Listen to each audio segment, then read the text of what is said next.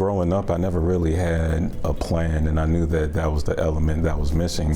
After high school, Kevin Turner did what most graduates do. He went to college and majored in business administration, but he never finished. With no direction and no diploma, Turner was repeatedly passed over for jobs he wanted. It was very difficult. Knowing that I have the experience that they're asking for, and just not having that degree was devastating to me. I start the imaging process. Turner tried his hand at roles ranging from school auxiliary counselor to nonprofit administrator. Nothing felt right until a friend who works for the transportation company RXO urged him to take an information technology course. These are routers and switches. Joe Little is Associate Dean of Technology at Central Piedmont Community College. You can see on the inside, it's got these pins, which offers continuing education courses like this one, designed for adults seeking basic learning to advanced level training. Took us to a gigabit. If you can't be successful in a degree program, there's still an opportunity to be successful in CE. And in CE, it's a lot less intimidating because it's just pass-fail, versus the grading systems that you have in the degree program area. Ideal for 38-year-old Turner, who enrolled in Central Piedmont's CompTIA A+ course, a preferred certification for IT operational and technical support roles. I'm usually able to get 16 to 24 computers ready in a day. Armed with the certificate and a recommendation from his friend, Turner landed his current role as Associate Desk Side Support at RXO.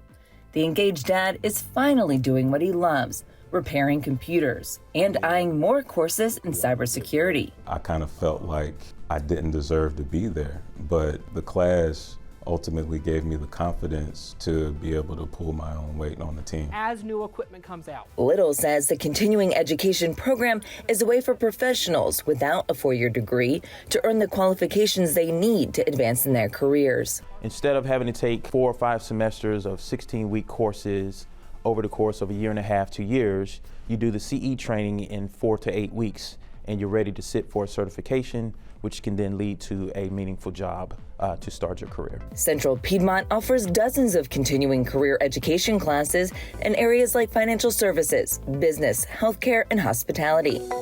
According to the nonprofit Opportunity at Work, there are more than 70 million U.S. workers who don't have a bachelor's degree, but are skilled through alternative routes, which could be certifications, military service, or on-the-job experience.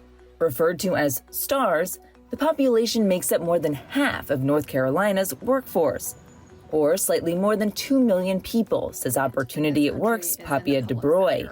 The national nonprofit is leading a campaign to tear the paper ceiling, a term referring to the invisible barrier keeping stars from advancing in their careers. If you track that star's wages over 30 years into their career, they're still not earning what the bachelor's degree candidate was earning on day one of work. According to DeBroy, that inequality is fairly new, but not the only disparity.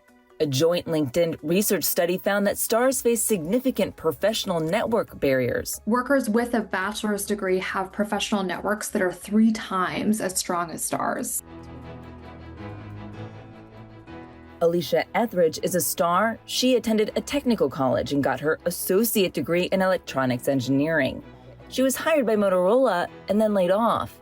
She says college degree mandates not only hold people back professionally, they take a mental toll. The doubt and the negativity coming into your mind, even before you speak to someone, right? Thinking that they're going to automatically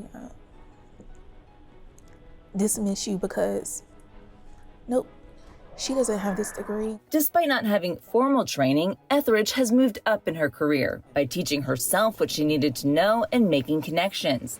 Her resourcefulness landed her a job with Trane Technologies, a global heating and HVAC manufacturer headquartered in Davidson. Everything has been based on experience, people willing to teach me going out there and teaching myself, learning on my own. Trane Technologies has partnered with Opportunity at Work on the Tear the Paper Ceiling campaign.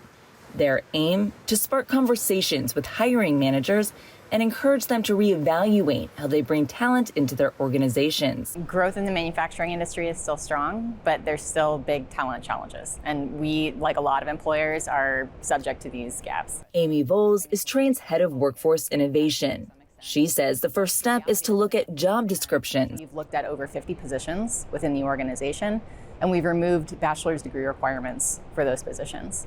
We've also started thinking about how we source talent differently, looking beyond just the HVAC industry and into other industries as well, where candidates might have really relevant skills, but might not have had the opportunity to work specifically in our industry before. In a LinkedIn post, Etheridge shared her experience being a star, whether it's overcoming challenges or seizing opportunities. She says the first step to success is believing in yourself. I've seen it. I'm doing it. Don't give up. If you need help, find someone that you can talk to and that can help advocate for you. The best advice may be to take a page from her book and be prepared to write your own success story. For Carolina Impact, I'm Rochelle Metzger. Thanks for watching, and if you don't want to miss any more great regional stories, please subscribe to our PBS Charlotte YouTube channel.